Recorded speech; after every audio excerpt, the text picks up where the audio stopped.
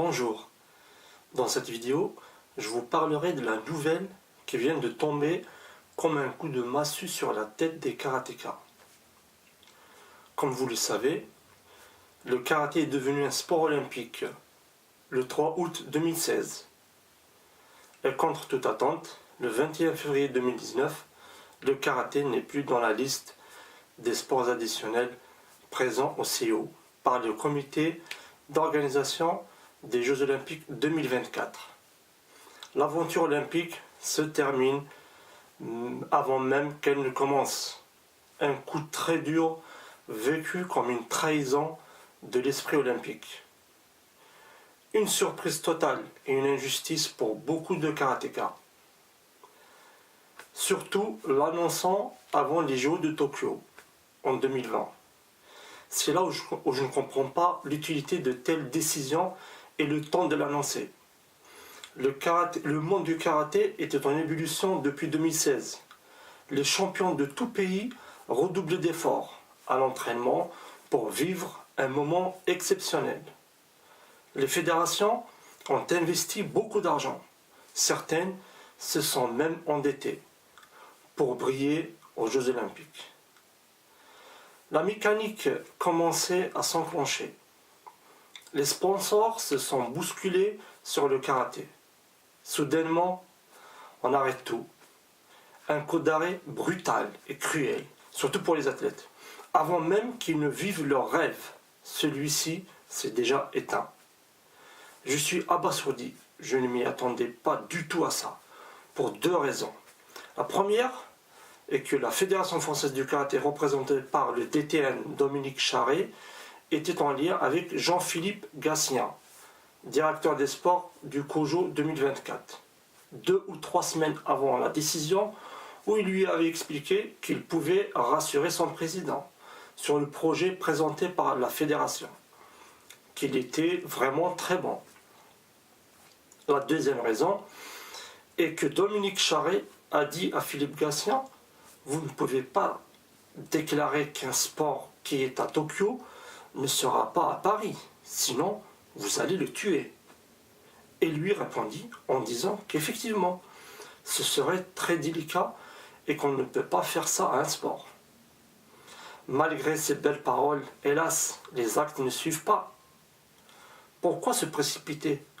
Pourquoi ne pouvait-on pas attendre la fin des Jeux de Tokyo? Pourquoi ne pas laisser les athlètes continuer à rêver? Et cela n'aurait rien changé. Pourquoi le dire aujourd'hui? Pour faire du mal aux gens? À quoi ça sert? À rien. C'est juste incompréhensible. On pouvait laisser l'illusion pendant 1 an et demi. Si l'annonce avait été faite en 2020, cela changeait tout. Là, c'est juste une très grande amertume, un grand désarroi. Des jeunes vont aller à Tokyo en sachant qu'ils sont interdits de séjour chez eux. C'est très malsain. Maintenant, allez expliquer aux jeunes qui rêvaient d'aller aux Jeux Olympiques et aller chercher des sponsors. Maintenant, quand on n'est pas aux Jeux. Bref, pour Paris 2024, nous ne lâcherons rien. Justement, mercredi 6 mars 2019, le comité d'organisation des Jeux Olympiques, le COJO, de Paris 2024, a reçu le président et le secrétaire général de la Fédération mondiale du karaté, WKF, Antonio Espinos et Toshi Nagura, ainsi que le président de la Fédération française de karaté, Francis Didier. Le COJO était pour sa part représenté par son président Tony Estanguet, Étienne Taubois, le directeur général, aussi par Jean-Philippe Gatien, le directeur des sports, et Aurélie Merle, la directrice des sports adjointes.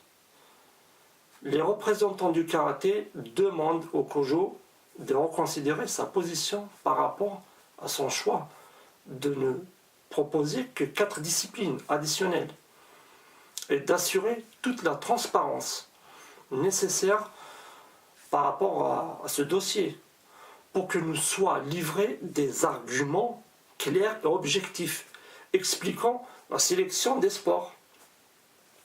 De toutes les façons, nous n'allons rien lâcher. Vous avez été nombreux à relayer ces visuels sur vos plateformes sociales. Continuez à partager cette campagne qui sera actualisée dans les prochains jours. Et n'oubliez pas de mentionner #Paris 2024 et @Paris 2024. Nous devons continuer à être actifs et mobilisés pour nos athlètes, pour notre sport et discipline. Au pire, pourquoi ne pas créer nos propres Jeux Olympiques? Les Jeux Olympiques des arts martiaux et sports de combat. Laissez-moi un commentaire et exprimez vos idées à ce sujet. Je vous remercie pour votre attention et n'oubliez pas de prendre soin de vous.